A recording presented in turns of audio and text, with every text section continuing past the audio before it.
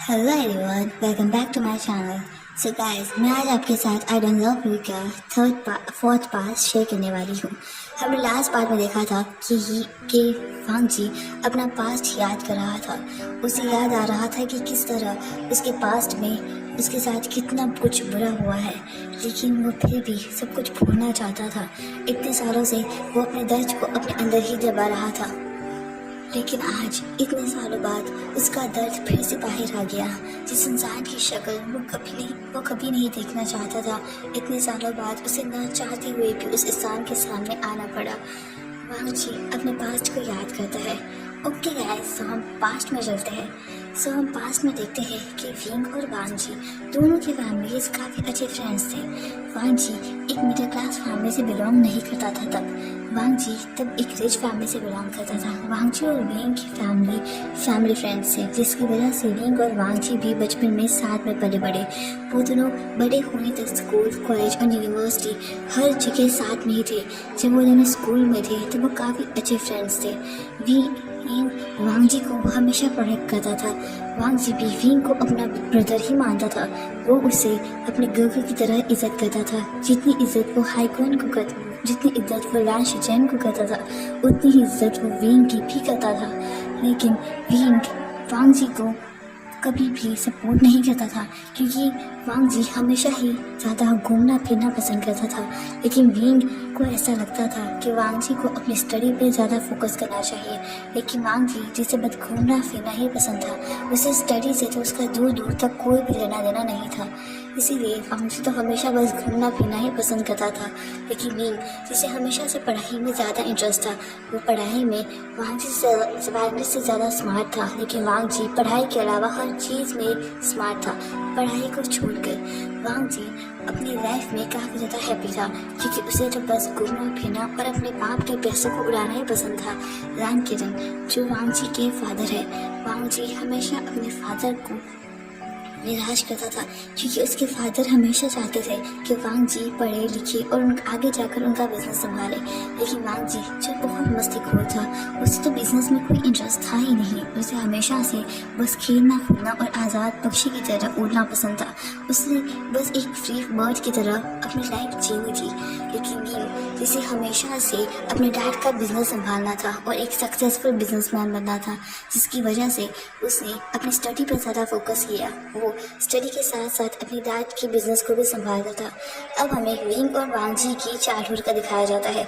जब विंग और वांग जी अपने स्कूल टाइम में तब विंग काफ़ी ज़्यादा क्यूट और अडोरेबल था, लेकिन वांग जी उससे बिल्कुल अपोजिट, यानी कि बहुत ज़्यादा नटखट और खड़ूस टाइप का था। वांग जी को हमेशा से खेल कूद में ज़्यादा इंटरेस्ट था। वो कभी भी ये पढ़ाई में इंटरेस्ट लाता ही नहीं था। वो हमेशा बस खेलना कूदना ही पसंद करता था। इसी वजह से विंग हमेशा वांग जी को समझाता रहता था कि उसे पढ़ाई लिखाई भी कर लेनी चाहिए। हमेशा सिर्फ और सिर्फ पढ़ाई ही आगे जाकर काम आती है। खेल कूद तो बस एक वक्त की बात है। जब बचपन और जवानी चली जाती है तो खेल कूद भी चला जाता है। हमें खेल कूद के साथ साथ अपनी पढ़ाई पर भी ध्यान देना चाहिए, क्योंकि स्टडी एक ऐसी इन्वेस्टमेंट है जो हमें आगे जाकर बहुत ज़्यादा प्रॉफिट देती है। और खेल कूद एक ऐसा लो है जिसे हम कभी भी भरपाई नहीं कर सकते। वो हमारी लाइफ से हम सब कुछ छीन देती है। पढ़ाई की एज में जब तक हमें पढ़ना है तब तक थोड़ा बहुत खेल लेना चाहिए, लेकिन इतना भी नहीं खेलना चाहिए कि आगे जाकर हमें पछताना पड़े। इसीलिए विंग भी हमेशा वांग जी को यही कहता था कि उसे ज़्यादा हद तक पढ़ाई करनी चाहिए और खेल कूद थोड़ा ही करना चाहिए। लेकिन वांग जी जो कभी भी इस चीज़ को समझता ही नहीं था, उसे हमेशा से ऐसा लगता था कि खेल कूद ज़्यादा इम्पोर्टेंट है और पढ़ाई का क्या है, डैड का बिजनेस है, वो आगे जाके संभालेगा। और सब उसे खुद का बिजनेस को भी खड़ा करना था। इसीलिए वांग जी पढ़ाई को छोड़कर हर चीज़ में दिलचस्पी लेता था। अब हमें उनके बचपन का दिखाया जाता है, जब विंग और वांग जी गार्डन में बैठे थे। फिलहाल विंग बाहर 12th की हाई क्लास में था और वांग जी जो अभी 10th क्लास में था। वांग जी अभी 10th के एग्ज़ाम्स देने ही वाला था, तभी विंग उसे सिखा रहा था। विंग उसे हमेशा ही ट्यूशन दिया करता था, क्योंकि वांग जी को पढ़ाने के लिए जितने भी ट्यूशन टीचर आते थे, हमेशा वांग जी उन्हें भगा देता था। वो हमेशा ऐसा कुछ करता था कि वो लोग खुद ही वांग जी से परेशान होकर चले जाते थे। इसीलिए रान किरण ने परेशान होकर वांग जी को विंग के साथ पढ़ने के लिए भेजा। उन्होंने विंग से रिक्वेस्ट की कि वो वांजी का ट्यूटर बन जाए। विंग ने काफ़ी बार मना किया, लेकिन फाइनली वो मान गया। वांजी विंग के साथ बैठकर पढ़ रहा था। विंग उसे पढ़ा रहा था, लेकिन वांजी का ध्यान तो बिल्कुल भी विंग पर नहीं था। उसके दिमाग में तो ये सारी शैतानियाँ चल रही थी कि वो कब, क्या और कैसे खेलेगा, वो कल अपना दिन कैसे फन में बिताएगा, वो कैसे कल मज़े कर सकता है। लेकिन विंग जो उसे बिल्कुल सीरियस होकर पढ़ा रहा था, लेकिन वांजी का ध्यान बिल्कुल भी पढ़ाई पर नहीं था। कुछ देर बाद विंग को भी समझ में आ जाता है कि वांजी का ध्यान बिल्कुल भी उसकी पढ़ाई पर नहीं है। इसीलिए वो वांजी की एक डार्क आइज से देखता है। वो वांजी को ऐसे देख रहा था कि वो अभी वांजी को खा ही जाएगा। वो इतने गुस्से में वांजी को देख रहा था, लेकिन वांजी जिसे तो फर्क पड़ता ही नहीं था, वो तो बस अपने ही काम से काम रखता है। वांजी भी विंग को उसी सैड आइज से देखता है और विंग से कहता है, ऐसे क्यों देख रहे हो मुझे, जैसे अभी खा जाओगे। मैं जो करना चाहता हूँ मैं वही करूँगा। वैसे भी तुम तो अच्छी तरीके से जानते हो कि मुझे पढ़ाई में बिल्कुल इंटरेस्ट नहीं है, तो प्लीज़ मेरा पीछा छोड़ दो, मुझे पढ़ाई में बिल्कुल इंटरेस्ट नहीं है। लेकिन विंग जिसे काफ़ी गुस्सा आ गया था, क्योंकि वो वांजी को लगभग 1 महीने से पढ़ा रहा है, लेकिन वांजी के दिमाग के अंदर तो कुछ गुस्सा ही नहीं है। वो भी वांजी को कितनी बार विंग समझाए कि उसे फिलहाल अपनी पढ़ाई पर फोकस करना चाहिए, लेकिन वांजी तो हमेशा पलट कर ही उसी की बोर्डिंग कह देता है और हमेशा उल्टा जवाब देकर वहाँ से चला जाता है। वांजी और विंग का हमेशा से ऐसे ही चल जा रहा है, लेकिन फिलहाल विंग चाहता है कि वांजी अपने आप में प्रोग्रेस करे, वो इस 10th क्लास के एग्ज़ाम्स को अच्छे से दे। इसीलिए विंग काफ़ी मुश्किल से वांजी को प्रिपेयर कर रहा है। विंग को पता है कि वांजी को बिल्कुल भी पढ़ाई में इंटरेस्ट नहीं है, लेकिन फिर भी वो इसी तरह वांजी के 10th के एग्ज़ाम्स पास हो जाते हैं। वांजी पास हो जाता है, लेकिन बड़ी मुश्किल से, क्योंकि विंग उसे पढ़ाता तो था, लेकिन वांजी कभी पढ़ता ही नहीं था। इसीलिए वो बड़ी मुश्किल से पास होता है और ये देखकर वांजी काफ़ी ज़्यादा खुश था कि कम से कम वो पास तो हो गया। लेकिन विंग जो उसकी ये खुशी देखकर अपने सर पर हाथ मारता है और अपने मन में कहता है, ये लड़का पास हो गया है तो उसे ऐसा लगता है जैसे ये टॉप किया है पूरे स्टेट में। ये तो ऐसे खुश हो रहा है जैसे स्टेट में नहीं बल्कि पूरी कंट्री में इसने टॉप किया हो। ये सोचकर विंग काफ़ी ज़्यादा गुस्सा हो जाता है, क्योंकि इसने वांजी पर लगभग 2 महीने खर्च किए थे अपने, कि वो वांजी को बेस्ट से बेस्ट क्वालिटीज़ के एग्ज़ाम्स में अच्छे नंबर्स दिया है। लेकिन वांजी जो मुश्किल से पास हो गया था, वो भी कुछ पैसे खिला कर वैसे। लेकिन विंग को ऐसा लग रहा था कि उसने वांजी पर अपने 2 महीने फजूल में ही खर्च कर दिए। अब हमें कुछ दिन बाद दिखाया जाता है, कुछ सालों बाद दिखाया जाता है, इन दोनों की दोस्ती ऐसे ही बढ़ जाती है। अब विंग कॉलेज के 3rd ईयर का स्टूडेंट था, तो वही वांजी कॉलेज के 4th ईयर का स्टूडेंट था। वांजी काफ़ी ज़्यादा नच था, वो जैसे जैसे बड़ा होता गया उससे आदतें कुछ बदलती गई। वो काफ़ी ज़्यादा फ्लर्टी नेचर का होता गया। वो लड़का और लड़कियों दोनों के साथ ही फ्लर्ट करता था, लेकिन वो कभी भी किसी के साथ अपना बेड शेयर नहीं करता था। और विंग जो उससे बिल्कुल अपोजिट, वो हमेशा ही लड़कों और लड़कियों से दूर रहता था। उसे तो बस अपनी पढ़ाई में इंटरेस्ट था, लेकिन हाँ, वो कॉलेज का सबसे टॉप बॉय था जो हमेशा ही सबकी नज़र में छाया रहता है। विंग को काफ़ी लड़कियों और लड़कियाँ पसंद करती थी। इनफैक्ट पूरे कॉलेज का क्रश था विंग, और इसीलिए वांजी को बिल्कुल भी पसंद नहीं आता था कि कोई उसकी विंग गर्ल को ऐसे देखे।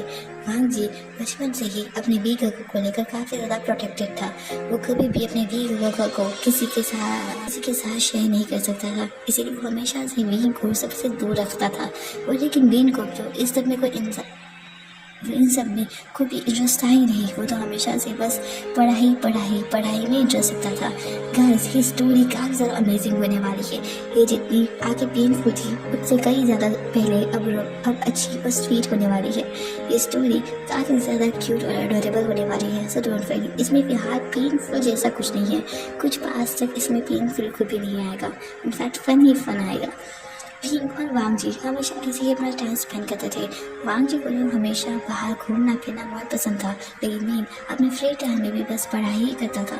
ये देखकर वांग जी काफ़ी ज़्यादा इरिटेट हो जाता था, लेकिन वो कुछ करता भी नहीं था, क्योंकि उसे पता है कि विंग को पढ़ना कितना पसंद है और वो अपनी पढ़ाई को कभी भी अवॉइड नहीं करता। विंग एक टाइम पर वांग जी को अवॉइड करता है, लेकिन अपनी पढ़ाई कभी अवॉइड नहीं करता, क्योंकि विंग समझदार है। उसे पता है कि ये चीज़ आगे जाकर उसके फ़ायदे में आने वाली है। ये चीज़ आगे जाकर उसे बहुत ज़्यादा इम्प्रेसिव रैंकिंग देगी, वो उसकी आगे के फ्यूचर के लिए काफ़ी ज़्यादा महत्वपूर्ण है।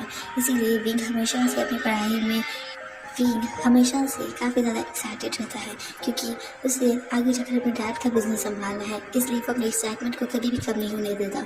वो हमेशा कोशिश करता है कि वो बेस्ट से बेस्ट रिजल्ट कर सके। और विंग बचपन से लेकर आज तक हर बार स्कूल तो कॉलेज हर चीज़ में टॉप करता है, ताकि वो अपने डैड का सर कभी झुकने ना दे। वी चांग से जो विंग के फादर थे, वो काफ़ी ज़्यादा पहले ही मर चुके थे, लेकिन विंग फिलहाल वांग जी के घर पर ही रहता है, क्योंकि विंग चांग से विंग के बचपन में ही मर गए थे। और विंग और वांग जी दोनों विंग और वांग जी के पेरेंट्स फैमिली फ्रेंड्स थे, जिसकी वजह से उन्होंने विंग को गोद ले लिया था। फिलहाल उन्होंने विंग को गोद तो नहीं लिया था, लेकिन फिर विंग उनके साथ पला बड़ा था। इसलिए विंग का हलान करण भी विंग से बहुत प्यार करते थे। हालांकि वो काफ़ी स्ट्रिक्ट थे, लेकिन वो विंग को उतनी ही रिस्पेक्ट भी देते थे। वो चाहते थे कि विंग आगे जाकर उसके फादर का बिजनेस संभाले। विंग चांग से अपना बिजनेस, अपना सब कुछ अपने बेटे के लिए छोड़ कर गए थे, इसलिए लेरहान को चाहते थे कि आगे जाकर और विंग उनके डैड का बिजनेस संभाले। इसीलिए लेरहान करण हमेशा से विंग को इस चीज़ के लिए प्रिपेयर करते थे। और आखिरकार विंग इस चीज़ के लिए प्रिपेयर हो भी रहा था, क्योंकि वो भी अपने डैड का बिजनेस संभालना चाहता था। वो चाहता था कि वो अपने डैड का सर हमेशा घर से ऊंचा रखे। इसीलिए वो हमेशा से अपने डैड का सपना पूरा करना चाहता था और एक बेस्ट बिजनेस टाइकून बनना चाहता था। वांग जी और विंग की लाइफ इसी तरह चलती रहती है। एक दिन विंग वांग जी के साथ वांग जी के पास आता है और वांग जी से कहता है, वैसे मैं आज फ्री हूँ, अगर तुम चाहो तो हम दोनों आज मूवी पे चल सकते हैं। वांग जी ये देखकर काफ़ी ज़्यादा शॉक हो जाता है, क्योंकि पहली बात है जब विंग ने सामने से वांग जी को कहा था कि वो दोनों मूवी पे चल सकते हैं, वरना हमेशा तो वांग जी ही विंग के पास जाता है, लेकिन विंग कभी भी उसे कोई भी रिस्पॉन्स नहीं देता। वो कभी भी वांग जी के साथ मूवी पर जाने के लिए राज़ी नहीं होता। लेकिन आज पहली बार था कि वांग जी को विंग खुद कह रहा था कि वो दोनों मूवी पे चलते हैं। ये देख कर वांग जी तो शॉक। ओके गाइस, तो आज के लिए बस इतना ही। मैं नेक्स्ट बार बहुत जल्द अपडेट करूँगी। ओके प्लीज़, अगर आपको स्टोरी पसंद हो तो प्लीज़ शेयर और सब्सक्राइब कर दीजिएगा, क्योंकि ये स्टोरी आगे जाकर बहुत क्यूट और रोमांटिक होने वाली है। अगर आप चाहते हो तो मैं इसके बहुत जल्द, अगर आपने मुझे कमेंट में कह दिया तो मैं इसका पार्ट जल्दी लाऊंगी। प्लीज़, मुझे मोटिवेशन मिलती है। मेरे सब्सक्राइबर है लेकिन वो खुद नहीं देखते, वो जो सब्सक्राइबर नहीं है वो ज़्यादा मेरी वीडियोस को देखते हो। Please please please please subscribe कर दो ना, और साथ ही साथ लाइक शेयर, क्योंकि मुझसे ना इसे मोटिवेशन मिलती है। किसी भी यूट्यूबर को इससे मोटिवेशन मिलती है। एक वीडियो बनाने में कितनी मेहनत जाती है यार। Please like share and subscribe, please please please. I hope आप सब देख रहे होंगे।